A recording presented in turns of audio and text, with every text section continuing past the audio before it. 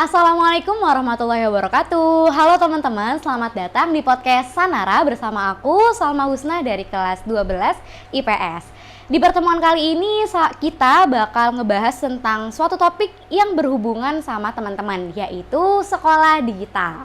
Di pertemuan kali ini Salma nggak sendirian, ditemenin sama narasumber cantik. Boleh dong Kak kenalin diri? Halo, aku Fatima Fira dari kelas 12 IPA 2. Hai, aku Nela Konita dari kelas 12 IPA 2 juga. Oke, jadi Salma, Naila, dan Vira ini dari SMA IT Aluswa Surabaya. Ngomongin tentang sekolah digital, menurut kalian definisi dari sekolah digital itu apa? Oke, sekolah digital. Nah, di nama sekolah aja itu adalah proses mengajar, belajar mengajar. Iya. Nah, kalau digital itu berarti proses belajar kita itu ditunjang oleh perangkat-perangkat modern. Nah, iya benar, di mana perangkat-perangkat modernnya itu akan membantu para pengajar maupun pelajar kayak kita-kita ini. Oke, jadi emang sekolah digital itu kegiatan sekolahnya didominasi penggunaan perangkat-perangkat yang modern. Iya. Menurut kalian sekolah kita ini sudah menerapkan sekolah digital belum? Oke, kalau menurut aku SMA IT Aluswa itu sudah cukup menerapkan sekolah digital ya.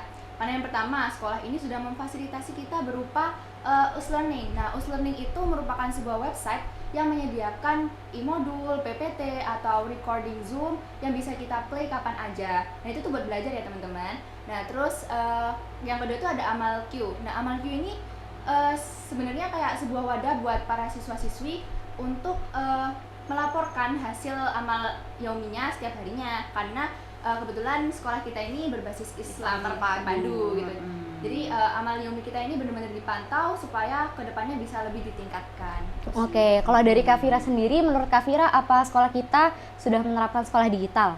Kalau menurutku sih juga ya, kita sekolah ini udah menerapkan sekolah digital.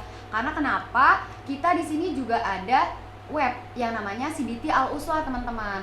Nah, itu digunain untuk apa sih? Biasanya itu digunain para siswa kita ini waktu ujian, kayak di tengah semester ataupun di akhir semester gitu. PTS-PAS. Kayak gitu. Bener-bener. Oke, berarti tadi Kak Vira sama Kak Naila sudah nyebutin nih fasilitas yang diberikan sekolah untuk menunjang kelancaran proses sekolah digital itu. Aku penasaran nih, dari kelebihan yang tadi mungkin dari Kak Naila dulu, Amal Q sama Us-Learning. Oke, kalau dari Us-Learning ya memiliki lebihan karena dia udah karena website itu udah nyediain apa yang kita perluin buat belajar. Nah, itu tuh kita bisa ngehemat waktu, terus kayak kita nggak perlu bawa-bawa buku kalau misalnya mau belajar. Jadi kayak efisien juga nggak sih kalau belajar lewat online tuh kayak lebih gampang gitu daripada di buku gitu. Terus kalau yang kedua itu Amal Q. Nah, Amal Q itu sebenarnya kayak perekapan amal yaumi gitu kan. Tapi sebenarnya sebelum ada Amal Q ini ada penceklisan amal yaumi di sekolahnya gitu.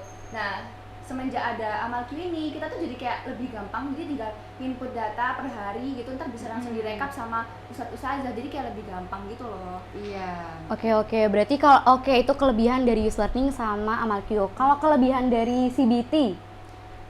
Kalau kelebihan CBT ini sebenarnya lebih waktu ke ujian gitu kan. Waktu ujian tuh kita lewat link, bukan pakai kertas lagi. Iya. Jadi paperless gitu. Udah nggak pakai kertas.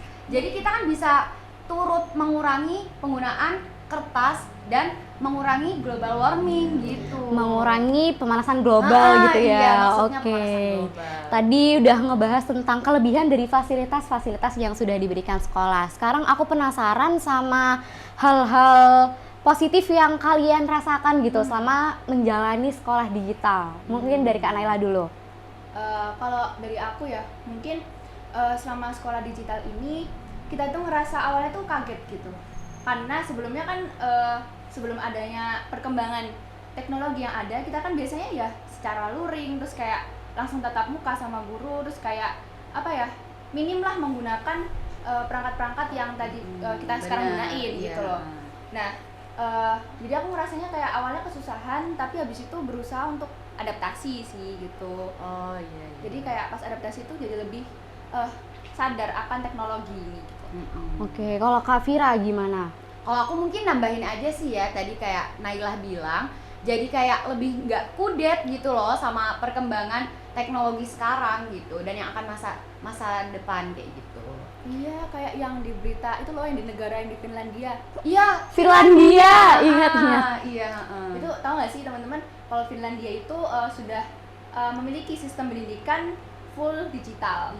Jadi mereka sudah menggunakan perangkat-perangkat lunak, jadi kayak siswa-siswa SD-nya pun sudah memiliki tablet masing-masing untuk belajar. Nah, kebetulan sekolah di Finlandia juga itu juga sudah selalu menyediakan alat-alat yang memang dibutuhkan oleh murid-muridnya. Jadi kayak nggak perhitungan gitu loh. Jadi Oh iya. keren banget sih. Kalau dari kalian sendiri nih, sempat kepikiran nggak kalau misalnya kurikulum yang dipakai sama Finlandia tadi diterapin di Indonesia?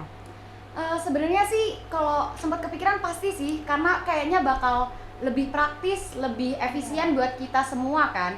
Cuman mungkin untuk tantangannya sih ya, gimana biar si sekolah digital ini bisa merata ke seluruh Indonesia gitu sih, mungkin tantangan untuk kita semua. Oke, harapan kita semua nih ya, semoga sekolah digital itu bisa dirasakan oleh seluruh sekolah yang ada di negara Indonesia. Nah, alhamdulillah pertemuan kita kali ini bincang-bincang serunya sangat menyenangkan ya. Semoga bisa bermanfaat untuk teman-teman semua. Terima kasih untuk Kak Naila sama Kak Vira sudah menyempatkan waktu berkunjung ke podcast Sanara. Dan terima kasih juga kepada audiens, teman-teman pendengar yang sudah menyempatkan waktu untuk mendengarkan podcast kami. Terima kasih, sampai jumpa di podcast Sanara berikutnya. Wassalamualaikum warahmatullahi wabarakatuh.